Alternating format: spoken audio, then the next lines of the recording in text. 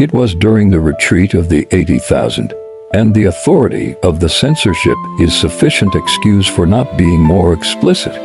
But it was on the most awful day of that awful time, on the day when ruin and disaster came so near that their shadow fell over London far away.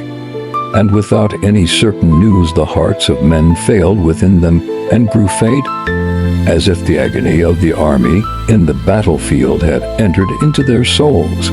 On this dreadful day, then, when 300,000 men in arms with all their artillery swelled like a flood against the little English company, there was one point above all other points in our battle line that was for a time in awful danger, not merely of defeat, but of utter annihilation.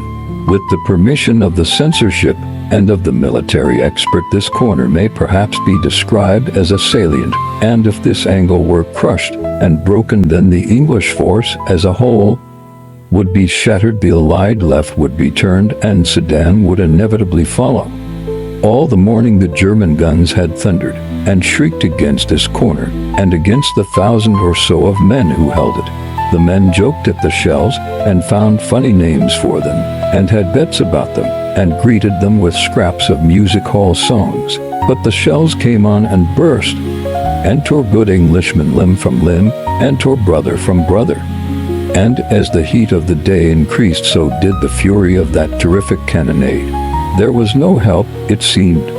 The English artillery was good, but there was not nearly enough of it. It was being steadily battered into scrap iron. There comes a moment in a storm at sea when people say to one another, it is at its worst, it can blow no harder.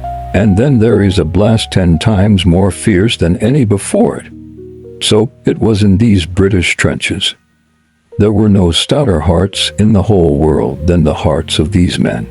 But even they were appalled as this 7 times heated hell of the German cannonade fell upon them and overwhelmed them and destroyed them. And at this very moment they saw from their trenches that a tremendous host was moving against their lines. 500 of the 1,000 remained, and as far as they could see the German infantry was pressing on against them, column upon column, a grey world of men, 10,000 of them. As it appeared afterwards, there was no hope at all. They shook hands, some of them. One man improvised a new version of the battle song Goodbye, Goodbye to Tipperary, ending with, and we shan't get there. And they all went on firing steadily. The officers pointed out that such an opportunity for high-class, fancy shooting might never occur again. The Germans dropped line after line. The Tipperary humorist asked, what price Sydney Street? And the few machine guns did their best. But everybody knew it was of no use. The dead grey bodies lay in companies and battalions, as others came on and on and on, and they swarmed and stirred and advanced from beyond and beyond. World without end, amen, said one of the British soldiers, with some irrelevance, as he took aim and fired. And then he remembered, he says, he cannot think why or where for a queer vegetarian restaurant in London, where he had once or twice eaten eccentric dishes of cutlets made of lentils and nuts that pretended to be steak. On all the plates in this restaurant there was printed a figure of St. George in blue, with the motto, Adsit Anglis Sanctus Georgius, may St. George be a present help to the English. This soldier happened to know Latin and other useless things, and now, as he fired at his man in the grey advancing mass 300 yards away, he uttered the pious vegetarian motto. He went on firing to the end, and at last Bill on his right had to clout him cheerfully over the head to make him stop, pointing out as he did so that the king's ammunition cost money and was not likely to be wasted in drilling funny patterns into dead Germans. For as the Latin scholar uttered his invocation, he felt something between a shudder and an electric shock pass through his body. The roar of the battle died down in his ears to a gentle murmur. Instead of it, he says, he heard a great voice and a shout louder than a thunder peal crying, "Ray, ray, ray." His heart grew hot as a burning coal. It grew cold as ice within him, as it seemed to him that a tumult of voices answered to his summons. He heard, or seemed to hear, thousands shouting, "Saint George, Saint George! Ha Messeri ha, sweet Saint, grant us good deliverance, Saint George, for merry England. Harrow, harrow, Monseigneur Saint George, succor us. Ha Saint George, ha Saint George!" A long bow and a strong bow, heaven's knight, aid us. And as the soldier heard these voices, he saw before him, beyond the trench, a long line of shapes, with a shining about them. They were like men who drew the bow.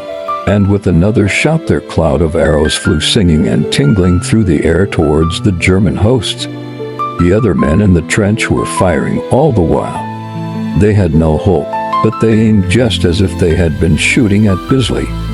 Suddenly one of them lifted up his voice in the plainest English. "God help us," he bellowed to the man next to him, "but we're blooming marvels. Look at those gray gentlemen, look at them. Do you see them? They're not going down in dozens, nor in hundreds, it's thousands it is. Look, look. There's a regiment gone while I'm talking to ye." "Shut it," the other soldier bellowed, taking aim. "What are ye gassing about?" But he gulped with astonishment even as he spoke, for indeed, the grey men were falling by the thousands. The English could hear the guttural scream of the German officers, the crackle of their revolvers as they shot the reluctant, and still line after line crashed to the earth. All the while the Latin-bred soldier heard the cry, "Harrow, harrow! Monseigneur, dear saint, quick to our aid, St. George, help us, high chevalier, defend us." The singing arrows fled so swift and thick that they darkened the air. The heathen horde melted from before them. "More machine guns," Bill yelled to Tom. "Don't hear them," Tom yelled back, "but, thank God, anyway, they've got it in the neck." In fact, there were 10,000 dead German soldiers left before that salient of the English army. And consequently, there was no Sedan. In Germany, a country ruled by scientific principles, the great general staff decided that the contemptible English must have employed shells containing an unknown gas of a poisonous nature, as no wounds were discernible on the bodies of the dead German soldiers. But the man who knew what nuts tasted like when they called themselves steak knew also that St. George had brought his Agincourt Bowmen to help the English.